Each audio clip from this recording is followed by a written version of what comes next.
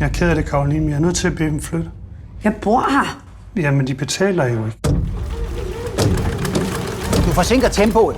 Men det er fordi nålen knækker hele tiden. Jeg gør det så... Det er syrsken, de vil se. Noget nyt om deres mand? Nej, Hvordan klarer de dem?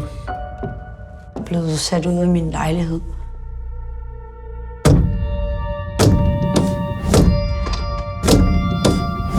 Det er smuk. Krigen er slut! Tyskland har overgivet sig! Hvad foregår der? Og jeg er blevet gravid. Sig, du vil gifte dig med mig. Min søn kommer aldrig til at gifte sig med dem. Og desuden er de ikke længere ønsket på fabrikken. Undskyld.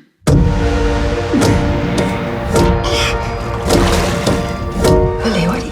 Der findes en anden måde. Jeg kan hjælpe dem med at finde en plejefamilie. Ja, det er en gave. Det er ikke noget, man bare giver væk. Hvorfor skulle de hjælpe mig? Hvem skulle ellers gøre det?